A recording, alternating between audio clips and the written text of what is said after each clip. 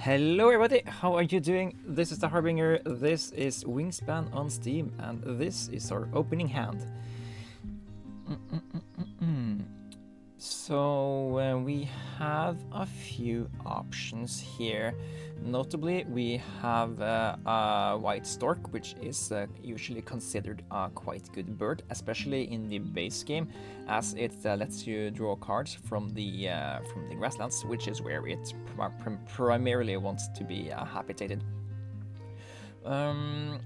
Other than that, we do have the Theakless Lark, which is worth a mention here. The main thing about the Theakless Lark is that if you have this as the only bird in your grasslands, you can then get 4 eggs in activation at the cost of an activation and a grain, and that is usually a really great payout for only having 1 bird in the grasslands, which means that you can focus a lot more on engine building at the other habitats. It's a little bit pricey to play out, so that's also something to think a little about. Rufus Owl is a high-scoring card that awards you a lot of points over the course of the game, but it's a little hard to play as the first bird since it's 3 of the same food, so I wouldn't recommend having a plan for this guy to be your first bird. Now, in the bird tray, there are a yellow-headed blackbird, which is great as an initial engine setup for the wetlands. When you have this guy, you already know that you don't need to find you don't need to lay eggs from the grasslands. You can take all your egg stuffs from this guy, and he could very well be a nice thing to try to get early here. Together with a hermit thrush, we could actually consider getting something really cool going here, where we use this guy to get 3 foods and this guy to get eggs, and then we can just go for a wetlands engine and try to find stuff. However, we don't have any of the other synergy pieces that we would want to have with such an engine, so I don't know that it's something we should prioritize trying to find. However, some things we can do is we can also try to play out the Pine Siskin here. They let you spend cards to gain additional foods, and the first bonus goal here is having birds with tucked cards, so that kind of makes these guys higher picks. Again, Rufus Owl is harder to make happen here, so I don't think we're gonna play that. But we could pick up the White Stork, the Pine Siskin, and just something to tuck to this guy. And that's not the worst idea I have ever had there. Of course, there is a world where you go for the Rufus Owl, the Griffin Vulture, and you just try to build a predator-based build here. But I don't think that that's the way this thing here wants to go. For the bonus cards, we have Verticulturalist and Forest Data Analyst. I am gonna pick the Verticulturalist here, just because I think this is easier to get. It's easier to play 4 of these guys and gain 7 points than it is to play 5 correct birds in order here to gain those 8s. So we are going with this one, and I think we are going to try to. We're going to try to play out the Pine Siskin first here, and there, of course, there is something to be said for picking up the Hermit Thrush as well. If we wanted to play this guy, we should have taken a cherry, which we didn't. So yeah, we're gonna have to do this Pine Siskin here, and then we're gonna pick up the foods for a White Stork, put the White Stork in the grasslands, and go hunting for more cards we want to play. So take a Nectar and a fish, and tuck the Griffin Vulture for another grain, and then we can play the White Stork. And we are gonna discard everything in the bird tray, so we don't really need to look at that either. I think we are gonna spend the grain there, just because it it's easier for us to get grains since we do have the pine siskin here. And let's see, we don't care about having eggs in either of these birds, so let's just see what's available here. What?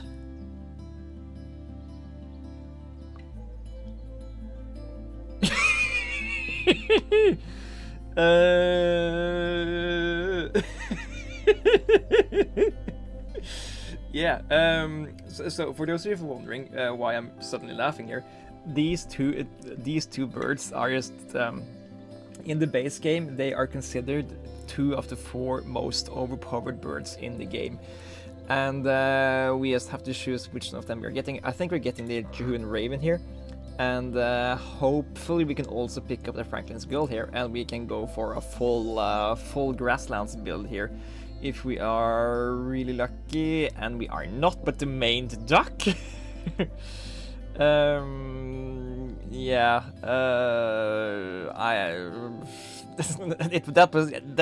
that interaction there just broke my brain. Opponent just took the Franklin's Gull, so I don't want them to have both the Franklin's Gull and the main duck. I think that's gonna be slightly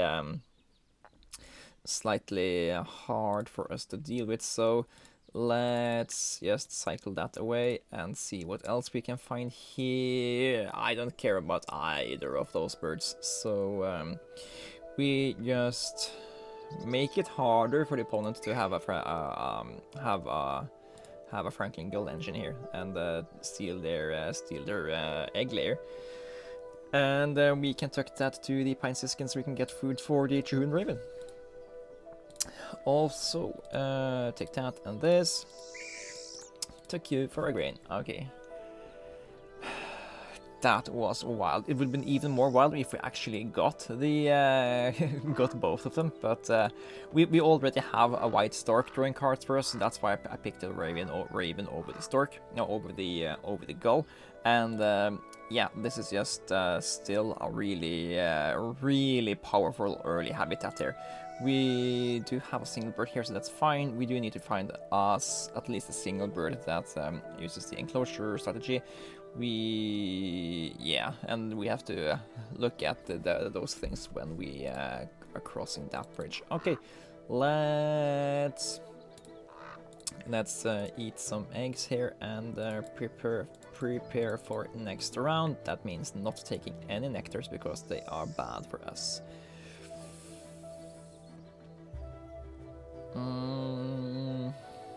I guess the Northern Gannet is good for the next round and goal, but it's not really that good, and I don't think we are activating that much. So and the White-backed Woodpecker also doesn't really help us get anywhere with the stuff we are planning. I guess the Australian Reed Warbler might work, just because we can use that to play into another bird, and that's make another bird play worth 1 more point. And in the meantime, we can just go there again, and all the high power birds are just getting out there. Pilot the Woodpecker is also a really high power bird. We had the Wood Duck, we had the Raven, we had the Franklin's Gull. Everyone has come to this party. But yeah, we don't need this guy to be in the game because it's going to be much better for our opponent than for us. So let's just lay some eggs here, eat those eggs, take some nectars because we can use them no matter what, and remove all the old cards and find something good for us here. Again, not really anything worthwhile for us. Let's take the Downy Woodpecker. It's gonna help us with vertical list, and we gotta get to play another bird with the same play a bird thing. And with the same logic, let's just lay our final 2 eggs here, eat one of the eggs, take more nectar, and see what we can get here.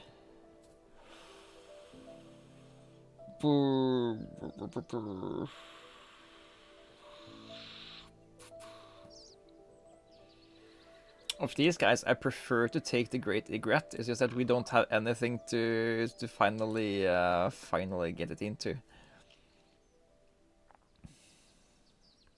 We could do the red-tailed hawk, do reed warbler, great egret into red-tailed hawk, just to get something. But we still also have the issue of the lack of nest types. If we're really desperate, we could do the belted kingfisher. Desperate to get on board for these 3 points there.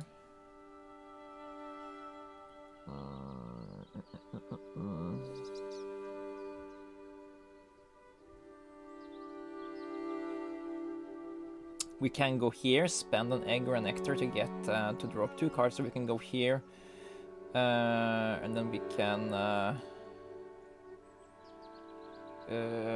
efficiently just draw a single card and get some food. We do have enough food to play out these 2 plus whatever we get, so let's go here. It's not the best thing in the world, but sure. Beard's Sparrow, not gonna help us too much. It's a correct bird for this, but yeah, let's just take the belted kingfisher here. Usually that's a card I'd never take, but we kind of want it to just solve a very specific issue for us. So let's play that guy into this guy into that guy. So that solves plenty of issues for us. Firstly, we're gonna have a bird for this task here, so that's fine. We're also gaining some fish. Okay. Secondly, we are gonna get a lot more egg space, which we are gonna need if we are gonna play, if we are gonna activate only this space at all times. So that's also a thing. And finally, it is helping us get up here so we can draw more cards over the course of the game. Do we gamble on getting a bird we want to play next turn? I don't think so, so let's just take random specific foods here. I guess we really like the barn swallow here, so we picked the only bird that didn't have the correct food we wanted, so that's the thing. We could also pick up and play the Motonus Warbler. That is a bird we like for Verticulturalist. That together with the Donny Woodpecker makes, if we spend our action playing these 2 guys, I don't think we are that happy, so yeah, we don't have to worry too much about that. It's basically to... What are we playing with this with this thing as the first thing we are doing? Yeah, let's just play the barn swallow, or the bird sparrow, and lay eggs in 2 of these nest types. Is what I'm thinking here, but I am also thinking that we can use this guy to cycle cards we draw from here, and that way we can also do some drawing from the deck.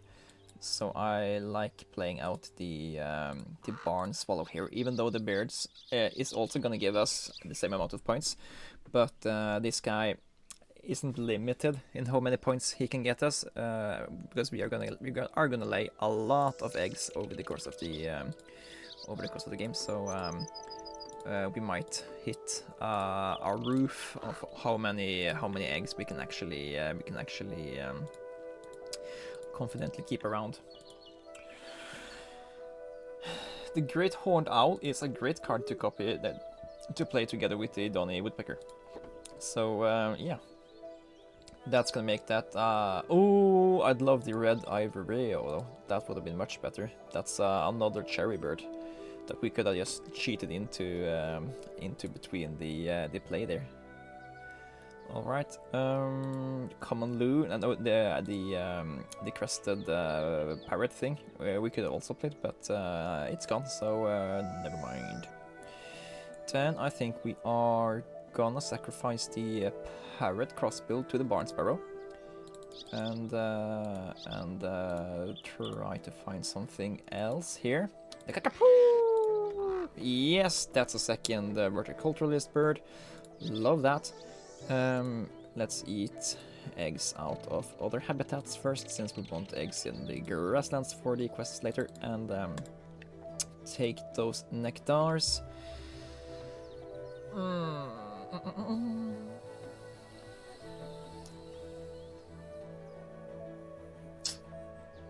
I don't care about either of these. I don't want the opponent to have access to that thing, though. They might still have that Franklin Gull on play. What's the opponent's board like? They have...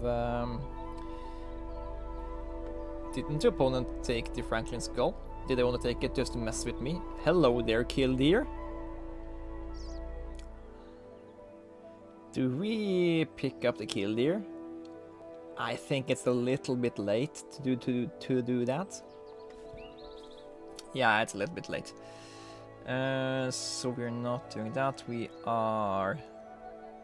I think we are, however, drawing more cards just to... Or we could play the red-winged blackbird.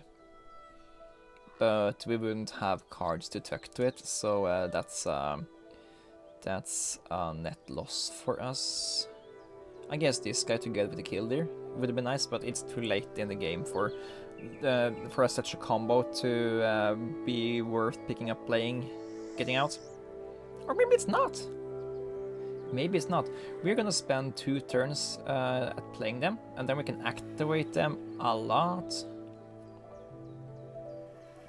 Get out the final stuff we want to play. Just make sure we are playing as many playing on the birds into each other as we can. I don't hate it. Sure, let's do that. We are tucking. Right, what are we tucking to pick it up? Hang on. We actually let's just go here, because then we can let's see, sacrifice an egg, sure. Take an egg out of the Pinesea skin. And let's draw the killdeer, the house wren, and the Odin's. This is not an Odin's Gold game, but I think in this game we have seen all my favorite cards in Wingspan, except for maybe Wood Duck. Yeah, that's silly. We are playing out the red-winged blackbird. Yes. We only have eggs over here, so that's fine. And then we are playing the killdeer afterwards. And apparently I didn't spend the nectar, so that's gonna haunt us. Let's do it. This time we are paying for nectar. There's only 2 turns left in this round. Game, be serious. We also need to spend a lot of these actions to lay eggs here. Alright, we are certainly never running out of fish. Let's lay eggs here, eat an egg, draw some cards. Put it on a warbler. That's also a nice final hit after playing out all of those play another birds. Let's tuck the black-bellied whistling duck. We are not doing such an engine. Let's also tuck the Odin's Gull, even though it's one of my favorite cards. Carrot and Chickadee, not gonna be played here. Let's see. Do we just do the house wren into woodpecker into great horned owl? Nah, I think we do only woodpecker into Kakapoo, because we want to get on board for Viticulturalist, and this guy also gives us more bonus cards at the end of the game. And yeah, this guy is just he's gonna push up the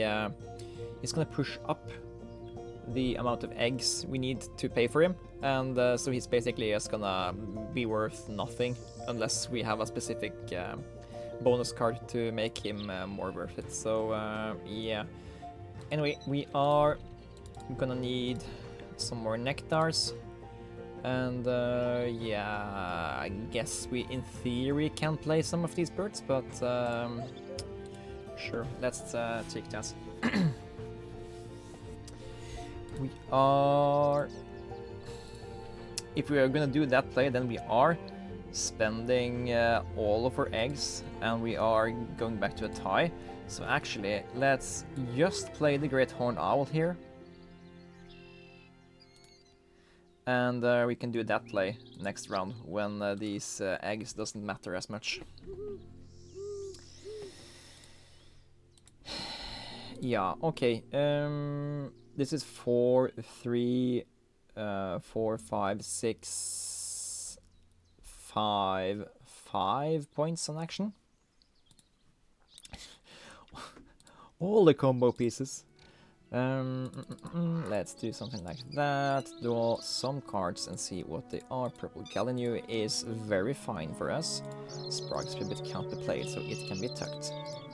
And let's also tuck the Catalina Chickadee. Actually, I don't think we should activate the killdeer anymore. We don't need these additional eggs. We do have enough eggs actually. No, we have enough cards, and we can cycle them over here, and we can also draw some cards over there. We can't play the Bluebird, even though it would have been really nice.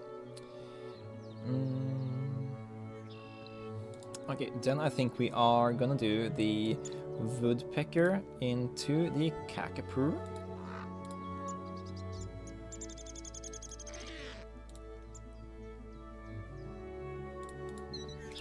Something like that. Yeah, playing the killdeer, I don't think that was the correct decision to make there, but it is done, so we can't really do too much about it now. Purple Gallinule can be played for 5 fish. I much rather want to play it for the correct amount of food. Photon and Warbler can also be played. Yeah, let's spend this as an opportunity to harness or nectar victory here, but yeah, the opponent is just way behind on nectars anyway. Okay, if we do this, skip that. That's 4 points. 4 points and 5, 6, 5. 1, 2, 3, 4, 5, 6, 7, 6. Yeah, okay. 6 points in action. That's the one worth the most points. Oh, sorry for the stuff in my throat here, making me sound bad. So the option here is like we could go the Gallinule and the Warbler for 15 points minus the egg cost. So that's 15, 13, 11 points over 2 actions. Framing it that way makes it actually seem like a much worse thing than I was thinking here. We're also gaining some cubes on Play a Bird, which actually counts for something here. So we can, so if we can win that, then that's another 7 points or another 3 compared to a second place. So that's 11, 14 points, 7 points in action. That's better than going here and 1, 2, 3, 4, 5, 6, 7. That's the same thing, but it also denies the opponent that victory, which is important. So I think the Gallinule is going to be played either way.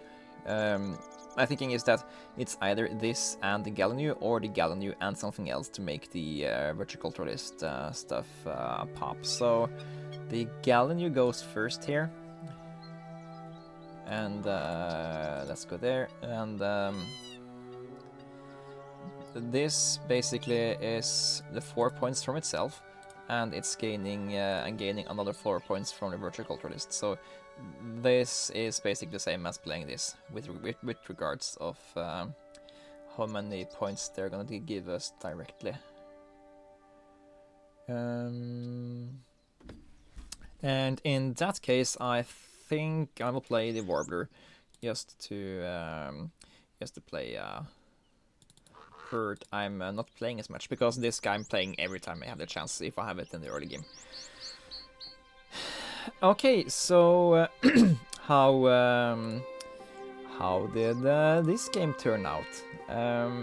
I'm not too convinced that we have an awesome game here, but oh, hello, Omnivore Expert. Thank you for joining us at this stage of the game. I didn't think about which kind of birds would have given us the most points based on the draw from the Kakpo. Maybe we should have done a slight analysis of that, and just hedged our bets for when we are if we can be lucky. Which one should we go towards? And I don't think the Great Tit outperforms the Warbler in many of those. So yeah. And this turned out to be a 119 game. Okay, that's yeah, it's what you should expect from a properly run game. But I feel we would expect a lot more from an engine containing both the Chihuahua Raven, the Killdeer, and the White Stork. But and we fill out almost the entire board. But the truth is that the Chihuahua Raven and the Killdeer, yes, they are good, but they aren't nearly as good as they are in the base game. In the base game, it's much harder to get access to cards and get access to food, and specifically the correct type of food that you need. While the Chihuahua Raven fixes that for you, and it does it at the same time as it's giving you eggs. But in Oceania, you have access to nectars, and the 2 dice column is not over here, it's over here. So you only need to play just a single bird here to get access to 2 dice. And if that bird also is one that gives you another dice, then you are at 3 dice. And then you are gaining more food from any half the birds in you can consider playing the forest than you will get from the Raven. And often the nectars are wildcards, so it's not as hard to get this thing here working as intended. Anyways, that's that for this game. I hope you enjoyed it, and I will see you guys in the next one. Bye bye.